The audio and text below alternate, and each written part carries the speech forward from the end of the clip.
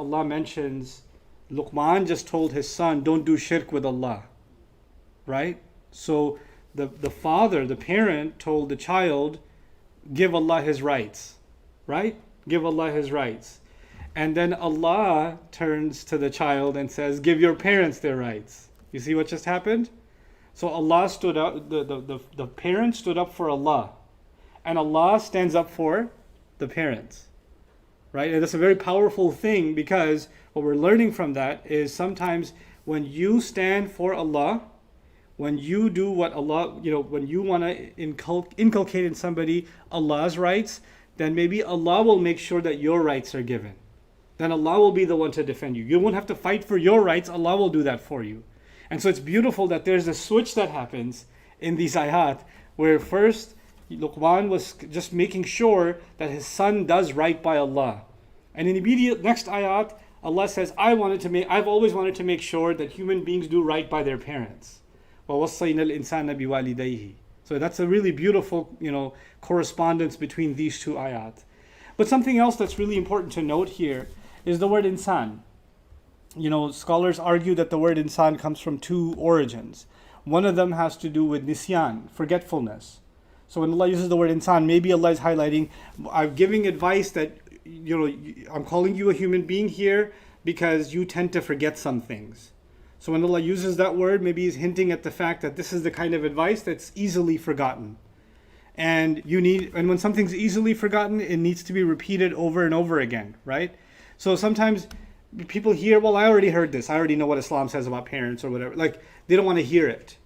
But by calling them al-insan, by calling us al-insan in this ayah, it's as if Allah is letting us know you have a tendency to forget or overlook. And human beings don't just forget as in they forgot from their memory, they also forget from their heart. Now what's the difference between forgetting from your memory and forgetting from your heart? Forgetting from your memory is, I can't remember this person's name, right? Or I can't remember where I put the keys. That's forgetting from your memory. Forgetting from your heart is when you knew you were supposed to do something, like I know I'm supposed to be more patient.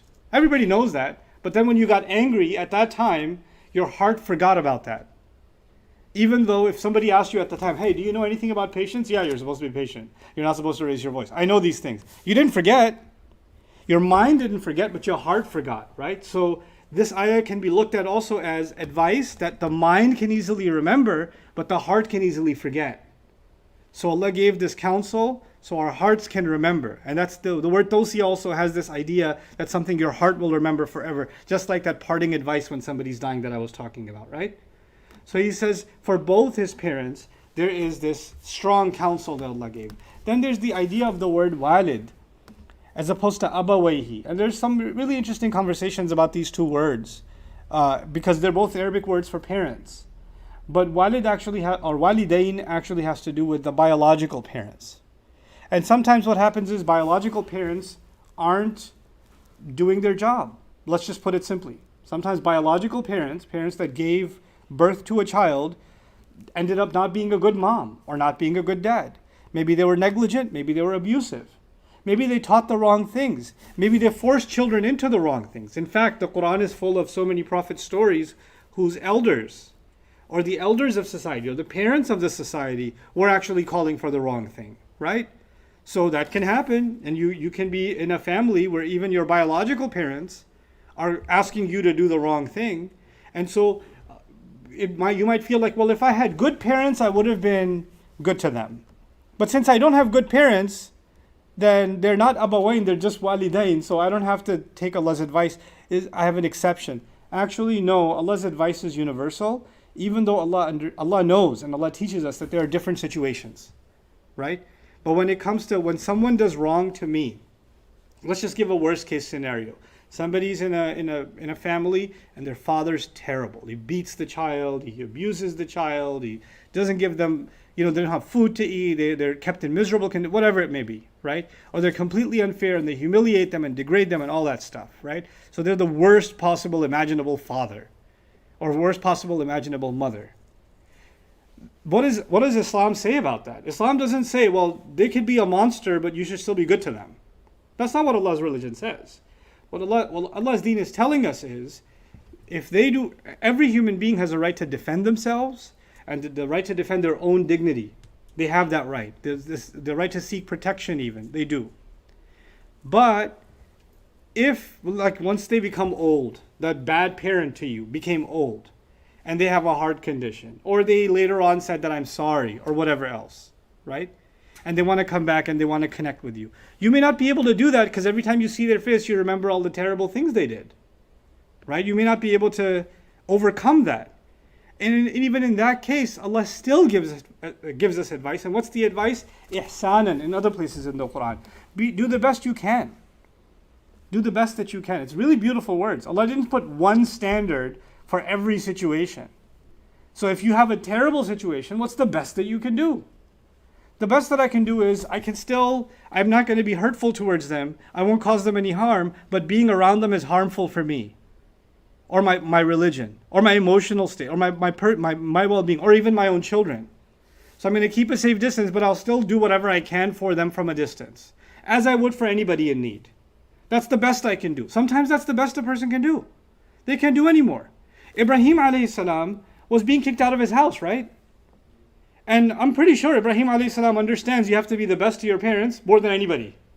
When he's being kicked out of his house and he doesn't have a choice, he leaves, and you don't find him coming back because he knows there's no room for that anymore. He understands that. There are those circumstances in Allah's book too. So it's unfair for us, first of all, to paint a picture that's black and white. You have to be the same way, the best you can be to all your parents, no matter what. But now let's turn to the other side. Shaitan is very smart. Shaitan's not dumb. He's extremely smart. So when I say that to somebody, when I say these things, then there are people who have good parents. People that their parents did everything they can for them. But you know what? Even if I did everything I can for my child, there will still be something that my child will say, you didn't do this for me. There'll be a feeling, you didn't do this for me. Or you didn't do, because, obviously parents scold their children, discipline their children. Sometimes parents don't give their children what they want, right? Parents go against the will of the children sometimes. And as they grow up, there could be, you did all this stuff for me, but there's one thing I want that you didn't do. Or that one time you yelled at me, or whatever, right? So what they do is they hold on to one or two incidents, and they use that to justify that my parents are actually the kind of monsters that are being talked about, and therefore, that's the best I can do. I don't call them, I ignore them, I block their phone number, I changed my address and didn't tell them where I live, etc., etc., etc. That's shaitan justifying you to yourself. And Allah knows. Allah knows, when Rabbukum a'lamu bima fi nufusikum is an ayah that came right after talking about parents. He said, Allah knows better what you have inside yourselves. If you're making up a story to justify your mistreatment, Allah knows that. And if you're being honest with yourself, Allah knows that. فَإِنَّهُ كَانَ لِلْأَوَّابِينَ غَفُورًا. For people who keep coming back to Allah and are honest with Allah and themselves, those are the people Allah will be forgiving to. In other words, if you want to play that game, Allah will not be forgiving. Allah will not be forgiving.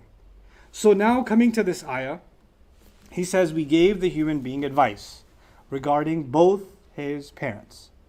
حَمَلَتْهُ أُمُّهُ وَهْنًا عَلَى وَهْنٍ وَفِصَالُهُ فِي عَامَيْنِ. His mother carried him one burden after another. His mother carried him burden after another. وَفِصَالُهُ فِي عَامَيْنِ. And feeding him over a course of up to 2 years. So Allah started talking about the mom, right? But it's really cool that this passage didn't begin with a mom. It began with a dad. It was Luqman talking to his son, right? And all of a sudden Allah says, and Allah gave advice to about both parents. And then starts talking about the mom and what she does. So it's really interesting contrast. And so pay attention to what did Allah say about the mom and what did Allah say about the dad before that. The dad's great gift to the child was that the dad was a source of advice. The dad was a source of truth. The dad was a source of counsel. So the dad found the right time to put his arms around his son or his daughter and then give them advice that will help them in their life, to guide them. That's the main contribution of the father. But the main contribution of the mother, even though the mother will also give advice, the mother will also give guidance, the mother will also give nurturing, but the mother did something that she did before you and I can even remember. She did something so huge that we won't even remember it, And we're going to turn 40, 50, 60 years old and we'll have no idea what she did. So Allah chose to remind us what the mom does that we can't possibly remember. We can't possibly remember. And you know what? Let's take a step back. Allah says in Quran, وَيُعَلِّمُكُمْ مَا لَمْ تَكُونُوا تَعْلَمُونَ. He teaches you what you couldn't know yourselves. He teaches you what you couldn't know yourselves. Well, the thing is, when we think of our dads, we think of the things they buy for us. We think of the trips they took us on. We think of, the requests we make of them, the food they take us out to eat. Dads do stuff for us in typical situations, right?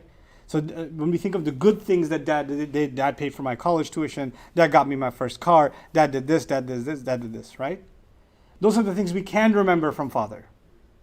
The thing we overlook is when dad was telling me to pray, right? Because that was annoying. Or when dad said, hey, stop doing that and go read some Quran. Or hey, come here, son, let me just tell you, you shouldn't talk like that, you should be more respectful. When dad was being an advisor, you weren't appreciating that. When dad was taking you on a trip, that was great. When dad was giving you some money so you can buy yourself some whatever, that was great. When dad bought you a video game or a new console or the PS5's coming out, I don't know, can we get that? Then dad's awesome. But when dad sits you down and says, I need you to learn to be patient. I need you to learn to lower your voice. I need you to learn to walk differently. I noticed some things that on your phone, I want to talk to you about them. I noticed the way you're praying, you're becoming looser and looser with your prayers. When he has that kind of conversation, you're like, oh, God. Baba. Okay. All right. In other words, advice is annoying. The father's role, the father figure's role. See, Ibrahim, you could argue, doesn't even have a father, has a father figure, right? And so whether it's a father or a father figure, the thing you should be most grateful for will not be the financial contributions. Will actually not be the things that you and I associate with what they did for us. It'll be the thing Allah is telling you overlook. That's the thing you should be most grateful for. And what's that going to be? The good advice that the father gave. The counsel that the father gave. That's the one we forget about. Looking back, when somebody thinks, my father didn't do anything for me, well, if their life was filled with giving you good counsel, then that's the most priceless gift they gave you. And then look at the example of Luqman. It's so amazing how comprehensive this passage is. Such few words, but it's covered from every angle. You know when someone says, talk is cheap, right? How are you giving me advice? You don't follow it yourself, right? Because somebody could say that, right? But what does Allah say about Luqman? He says Allah gave him the wisdom to be grateful to Allah. Remember that? So he already lives a life of gratitude and then he gives advice. What does that mean? That a child sees the advice in action. The child doesn't just see he's being told to pray and the father doesn't pray. He doesn't just see recite more Quran and the father doesn't recite Quran. The child doesn't just see don't use bad words and the father uses bad words. He sees the gratitude in the father and then he sees the advice on top of that. That's the best gift a father can give their child. But the best gift a mother can give their child has already been given. His mother carried him. A mother carried a child. Burden on top of burden. When she became pregnant, she was really happy. Then that happiness changed into throwing up. Then it changed into all food tasting like paper.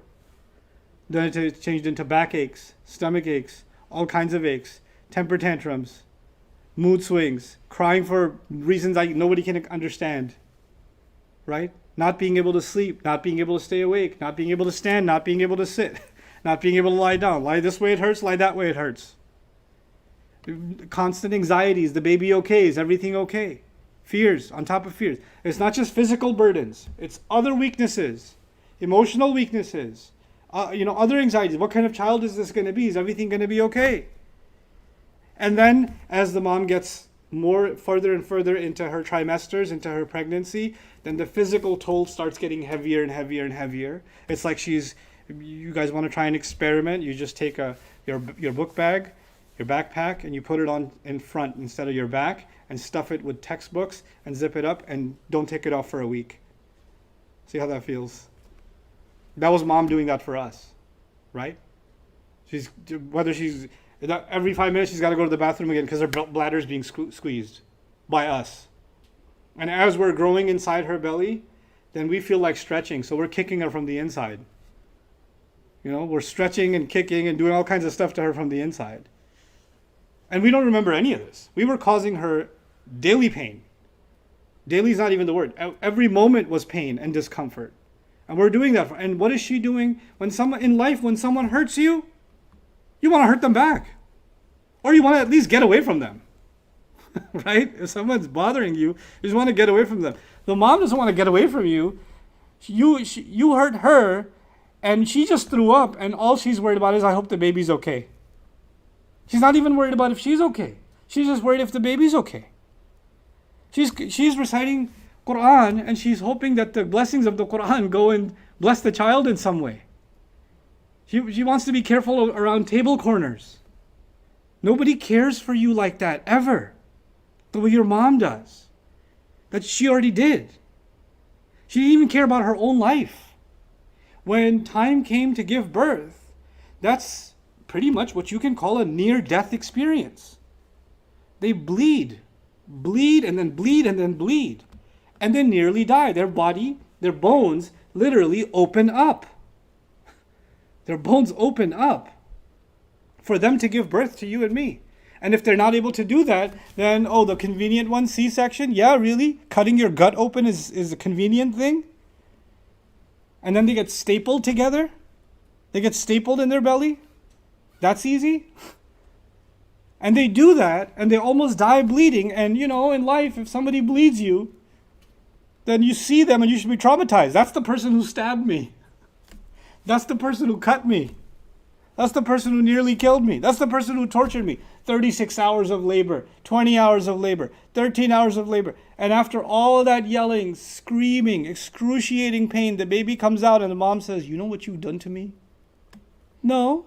She holds the baby and the world stops existing because she's completely in love with this child. Completely in love with this child. And the child doesn't exactly come out and say thank you. The child starts complaining. I need more. I'm hungry. You start out that way. And she feeds you. And when she feeds you, it hurts. And she's still not over her own physical pain from giving birth to you. And you become not less demanding, you become more demanding and more demanding and more demanding. And it's not just feeding you, it's protecting you from the wind. The fan is on too cold. The blanket's not over. Oh, the blanket's too high on it. He can't breathe properly. She can't breathe properly. Oh my God. Constant checking on the baby. Constant checking. And she does all of this. And do I remember? No. I have no memory of the nights where she was hurting in pain, holding back her tears because she doesn't want to wake me up. Her crying might wake me up. And she's just rocking me to sleep. Her back is hurting, but she's still rocking me to sleep. She's doing that. I don't remember though. I have no memory of this. It's gone. So what does Allah decide to do? Allah decides to remind me and remind you of something we couldn't possibly realize on our own. Our hearts can't feel it. Many parents celebrate birthdays, right? And this is not a fatwa on whether or not you celebrate birthdays. I personally believe that there's nothing wrong with birthdays so long as they're not doing something vile or israf, like exceeding spending and things like that. Cultural celebrations are fine if they have no element of shirk in them. I personally have no issue with them. But when a child's birthday is being celebrated, you guys are so obsessed with cake. I want a present. You didn't get me something. What are you going to give me for my birthday? My birthday is only 4 weeks away. Now it's 3 weeks and 6 days away. Now it's 3 weeks and 5 days away. Now there's 5 hours and 47 seconds left. You're counting down on your birthday. What is your mom remembering? What was your first birthday like? It almost killed her. That's the day she almost died. You realize that? If you want to remember the day you were born, the biggest gift is your existence that Allah Azza wa Jal made your mom a means to do. You didn't come out of the earth, you came out of your mom. You came out of your mom. And when she did that for you, why? The question arises. The previous ayah was about Allah's rights. Don't do shirk with Allah. Right? Allah created us, yes or no? Yeah, Allah created us. But we don't see it when Allah created us. مَا أَشْهَدْتُهُمْ خَلْقَ السَّمَاوَاتِ وَالْأَرْضِ وَلَا خَلْقَ أَنفُسِهِمْ. We didn't make them witness the creation of the skies and the earth, and we didn't make them watch when they were being created themselves. Allah says, you weren't there to watch how you were being created. وَمَا خَلْقَ أَنفُسِهِمْ. But you know what? Allah does remind us of something we all know happened. It's not in the mysterious unseen, it actually happened. In our own personal history, we were created in the womb of our mothers, and we caused our mothers excruciating pain, and then we came out of our mothers, and our mothers broke themselves carrying us. And when we finally became capable of standing up, just standing up, then we gave our moms the exercises of their life. Running up the stairs, falling down the stairs, breaking glass, touching things we're not supposed to touch. And their lives revolved around running behind us. One eye on whatever they're doing, the other eye constantly on us. That's all they did do with their lives, is they're running around us, taking care of us. We invaded their lives completely. Took over. And then on top of everything a mom does, sometimes the mom loses it. It's like this baby is just, you put this, you're feeding the baby, and it's like 2, 3 years old, 4 years old. You're feeding the child. No, I don't want it. And they smack the plate into the wall. And the mom says, it's okay, it's okay.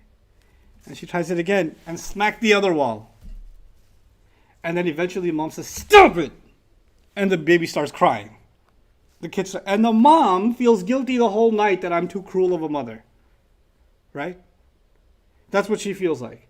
Now put yourself in that position. If you served somebody food and they smacked it out of your hands, and then you served them and they smacked it out of your hands, and you even raised your voice once, would you feel guilty?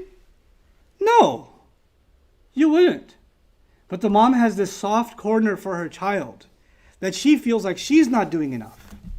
She beats herself up over it. This is what our mothers did for us, and what Allah is telling us. This is the point. I elaborated this instead of talking about the rest of the ayat, maybe next week inshallah. But I elaborated this for one purpose.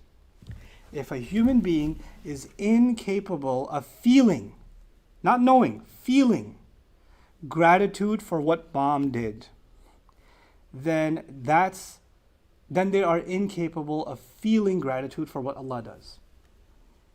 They can't do it. Because what Allah does is from the unseen. But what the mother does is not in the unseen, it was in the seen. You can't even believe in the seen. Your heart can't even feel gratitude for what was experienced. How can you feel gratitude for what hasn't even been seen? Is Allah giving us blessings, guidance, protection, care in ways that we cannot see? Yeah. How are we expected to feel that, to get a glimpse of that? Allah says, this is why I gave you your mother. This is why I gave you your father. So you can develop an appreciation. If you can develop gratitude for them, then that gratitude will evolve into gratitude for me. This is why in this ayah also, later on in this ayah, was Allah going to say, Anishkur li wali walidayka. Be grateful to me and both your parents. You see how amazing that is? Grateful to me and both your parents. The action is one, grateful. And the recipient of that action are two. One, Allah, two, the parents. As if they're connected to each other. As if they're connected to each other.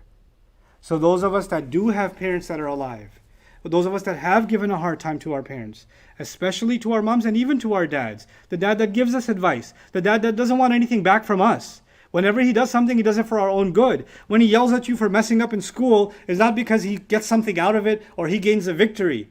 When he's tough with you, he's tough with you because he wants you to do better in life and he doesn't want you failing. When he's stopping you from playing a video game, it's because he doesn't want you to miss prayers and get in the habit. Even when he does things you don't like, he's doing it because he loves you.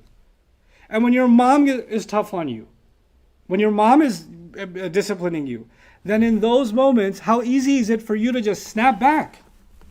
Okay, mom, I heard enough. You know what? You don't know what you're talking about. Okay, I'm not 5 anymore, okay? Really? You're going to talk like that? You know? Allah says about himself, when he talks about human beings, وَنَسِيَ خَلْقَهُ. You know? So وَضَرَبَ لَنَا مَثَلًا وَنَسِيَ خَلْقَهُ. He starts talking about us theoretically, giving examples about us, and he forgot when he was made, the way he was made. Well, that happens with parents too. We start talking to our parents, and we forget where we came from. We forget what they did. We forget what they did. And we can never allow ourselves to forget what they did. That's not something we can ever repay. That sentiment will make you do the best you can, even when they're not good parents. You're not going to be able to do everything. Maybe you'll have to protect yourself, but even within those limits, you will push yourself to do the very best you possibly can. That's the sentiment that Allah wants us to have. When this entire passage started, Allah gave Luqman wisdom, and this is my concluding comments to you now. Allah gave Luqman wisdom to be grateful to Allah. And now we're learning, how are you going to be grateful to Allah if you can't be grateful to your parents? So for us, wisdom is going to be, we're going to have to do a mental exercise on how we can show gratitude to our parents. How can we do that? Without sacrificing ourselves. Allah doesn't even want us to sacrifice ourselves for Him. He doesn't even do that. He doesn't say, thank me 24/7. He doesn't say, pray to me 50, 70, 80 times a day. He doesn't do that. He gave us guidance on how to be the best to Him, right? The same way our parents have healthy rights. And we can show our gratitude to them, even though we'll never be done thanking them. We can show our gratitude to them, but that doesn't mean that you become a slave. You won't be. Don't feel like you're going to become a slave. We are actual slaves of Allah, and even Allah, our master, gives us so much freedom. Right? Even He gives us so much freedom. So you shouldn't feel that way. So inshallah, hopefully we'll talk about some of the other remarkable teachings inside of these ayat. And through them, I pray that, the parents that are listening build a better relationship with their kids, and the kids that are listening build a healthier, more spiritually nurturing relationship with their parents. Barakallahu li wa lakum fil Qur'an.